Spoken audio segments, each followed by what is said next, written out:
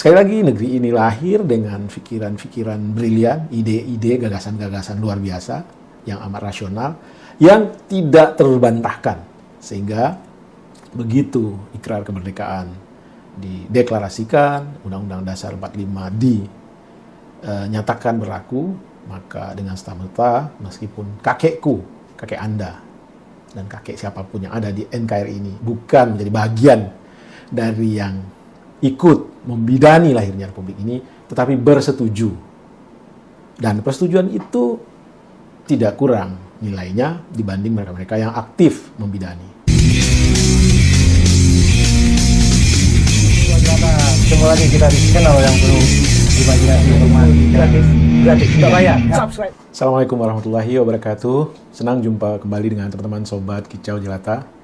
Ini tanggal 17 Agustus tahun 2023. Hari ini negeri kita sudah berumur 78 tahun. Sebuah usia yang secara peradaban memang amat sangat singkat, tetapi bisa juga untuk saat ini yang teknologi demikian majunya itu cukup panjang untuk menggapai suatu cita-cita bagi kemakmuran bersama. Teman-teman yang berbahagia, negeri ini lahir memang 17 Agustus tahun 45, tetapi kelahiran itu tidak tiba-tiba, karena setidak-tidaknya ada puluhan tahun sebelumnya telah ada satu perlawanan yang luar biasa. Dan intinya, hamil pertama negeri ini adalah tanggal 28 Oktober tahun 1928, yaitu Sumpah Pemuda. Di sana terikrar bahwa kita ini adalah bangsa yang satu, bangsa Indonesia. Kita ini bertanah air satu, tanah air Indonesia. Kita ini berbahasa satu, bahasa Indonesia. Dan benih persatuan tersebut hamil, dan di tahun 45 lahirlah dengan kalimat pendek yang hampir semua kita hafal. Proklamasi. Kami bangsa Indonesia dengan ini menyatakan kemerdekaannya.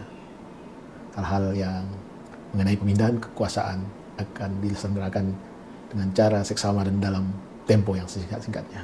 Jakarta, 17 Agustus 1945. Begitulah bunyi teks yang narasinya sangat luar biasa, yang narasinya benar-benar bisa mencerminkan betapa nalar, betapa pemikiran dari para founding fathers kita ini luar biasa. Dan keesokan harinya, tanggal 18 Agustus, lahirlah apa yang kita sebut Undang-Undang Dasar 1945, dan mukadimahnya itu juga mencerminkan satu keinginan luhur. Kenapa negeri ini perlu ada? Kenapa Indonesia perlu kita sepakati, atau mereka sepakati, para pendahulu kita? Tidak lain dan tidak bukan karena tujuan luhur, cita-cita mulia, cita-cita yang semua orang, siapapun dia, akan mengiyakan, akan bersetuju dengannya. Apa itu? Satu, bahwa Indonesia ini dilahirkan untuk melindungi segenap tanah dan tumpah darah Indonesia. Lalu yang kedua, Indonesia ini didirikan untuk mencerdaskan kehidupan bangsa. Indonesia ini didirikan untuk memajukan kesejahteraanmu. Jadi jelas bahwa Indonesia ini bukan tujuan. Indonesia ini adalah alat, sarana. Tujuannya adalah yang itu tadi. Dan ada juga tujuan yang melebihi diri sendiri, yaitu ikut serta berkontribusi mendamaikan dunia. Sekali lagi, negeri ini lahir dengan pikiran-pikiran brilian, ide-ide, gagasan-gagasan luar biasa, yang amat rasional, yang tidak terbantahkan. Sehingga begitu ikrar kemerdekaan dideklarasikan, Undang-Undang Dasar 45 dinyatakan berlaku, maka dengan serta-merta, meskipun kakek Anda, dan kakek siapapun yang ada di NKRI ini bukan menjadi bagian dari yang ikut membidani lahirnya Republik ini, tetapi bersetuju. Dan persetujuan itu tidak kurang nilainya dibanding mereka-mereka yang aktif membidani. Kenapa? Karena kesepakatan bersama itulah negeri ini lahir, negeri ini berdiri, negeri ini merdeka. Teman-teman, apakah tujuan dari berdirinya negeri ini sudah bisa kita nikmati, sudah bisa kita rasakan? Ya tentu kita tidak boleh kufur nikmat. Sebagian dari kita sudah menikmatinya, tetapi ya sebagian yang lain masih banyak yang tertinggal. Negeri ini didirikan untuk memberikan kepastian hukum kepada seluruh anak negeri, siapapun itu. Acuan kita adalah hukum. Hukum yang dilahirkan atas kehendak kita bersama. Undang-undang itu lahir berdasarkan pembahasan antara pemerintah yang kita pilih dan legislatif yang juga kita pilih. Mereka adalah para pejabat publik yang memang kita utus untuk salah satunya membuat undang-undang mengatur kita semua, tentu yang berkeadilan. Apakah keadilan sudah ada di negeri ini? Tentu kita harus mengatakan negeri ini masih jauh dari keadilan. Terlalu banyak contoh di sana-sini yang membuat dada kita sesak. Korupsi terjadi di mana-mana dan bukannya berkurang, malah bertambah dan makin parah. Lalu kesewenang-wenangan terjadi di mana-mana, bukannya berkurang, malah bertambah. Lalu apakah semua masyarakat telah benar-benar merasa diberikan haknya sesuai dengan janji kemerdekaan? Tentu masih banyak di sana-sini kita melihat kekurangan demi kekurangan. Apa yang salah? Barangkali kita harus mengurai kembali bahwa satu, negeri ini bukan tujuan. Negeri ini adalah alat yang didirikan untuk tujuannya apa? Tujuannya yang 4 tadi.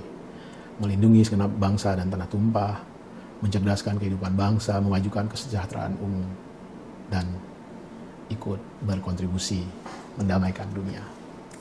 Lalu siapa yang harus melaksanakan, mewujudkan cita-cita mulia tersebut? Tentu di dalam negeri sendiri kita butuh apa yang disebut dengan para penyelenggara negara. Ada yang sifatnya organik, yaitu PNS yang memang pilihan hidup mereka bekerja di institusi-institusi sesuai dengan tugas pokoknya yang ditentukan oleh undang-undang. Ada yang mengurus keamanan, ada yang mengurus pertahanan, ada yang mengurus katakanlah perpajakan, ada yang mengurus kewarganegaraan dan segala macam. Dan mereka ini adalah orang-orang yang memang memilih profesi bekerja dan diseleksi oleh negara, dan tujuan mereka ya arahnya ke 4 tujuan negara tadi. Mereka kita bayar, mereka katakanlah hidupnya dijamin oleh negara, yang sumber penghasilan negara ini dari kita, dari kekayaan alam milik kita bersama. Lalu ada lagi penyelenggara negara ini yang non-organik. Mereka adalah orang-orang yang kita pilih. Itu bisa di legislatif, mulai dari tingkat pusat sampai tingkat daerah. Lalu eksekutif, mulai dari presiden sampai bupati, gubernur, dan wali kota. Mereka orang yang kita pilih dan secara periodik kita beri wewenang, kita beri otoritas untuk mengelola negeri ini yang tujuannya ya ke yang 4 itu. Jadi sekali lagi, para penyelenggara negara ini adalah pejabat publik yang sejatinya jika mereka dikritik, mereka harus berbesar hati. Karena yang mengkritik mereka adalah si pemegang sejatinya kekuasaan. Pemegang mandat. Dan mandatnya diberikan kepada para penyelenggara negara. Teman-teman yang berbahagia, terkait dengan kondisi negeri ini, 4 tahun yang lalu Bang Kicca membuat atau menulis sebuah puisi, dan puisi ini mencerminkan kegundahan hati Bang Kicca terhadap kondisi negeri. Judulnya adalah Rupiah yang Agung. Ketika proklamasi bukan lagi janji suci, demokrasi bukan lagi hati nurani, tak perlu kalian bersedih hati. Ketika kibar sang saka tak lagi semarak, cengkram Garuda tak lagi lancak, tak perlu kalian menangis terisak. Ketika kebersamaan bukan lagi acuan, keadilan bukan lagi tujuan, tak perlu kalian merasa kehilangan. Ketika penguasa tak lagi amanah, wakil rakyat tak lagi istiqomah, tak perlu kalian mengumbar amarah. Karena masih ada Dia sang pelindung, masih ada Dia sang penyambung, masih ada Dia sang pembendung. Dia adalah rupiah yang agung. Jadi teman-teman, terakhir Bang Kica ingin mengingatkan kita semua bahwa negeri ini berdiri dengan ide dan gagasan brilian yang disemai bibitnya pada lahirnya Sumpah Pemuda. Lalu lahirlah bayi yang bernama Merdeka itu 17 Agustus tahun 45. Dan mari kita pahami kembali, negeri ini bukan tujuan, negeri ini adalah hanya semata-mata alat. Dan tentu adalah satu kebodohan kalau kita menganggap alat sebagai tujuan. Itu kan sama saja dengan tidak bisa membedakan mana angkot, mana sopir. Angkot hanya alat untuk membawa kita dari satu tempat ke tempat lainnya. Sopir tentu orang yang kita tugasi. Kalau sopirnya ugal-ugalan, maka adalah hak kita untuk mengganti sang sopir. Kalau angkotnya katakanlah tidak lagi layak, ya nggak ada masalah. Adalah hak kita juga untuk mengganti angkot. Sesimpel itu. Wabillahi taufiq wal hidayah. Wassalamualaikum warahmatullahi wabarakatuh. Salam sehat dan bahagia.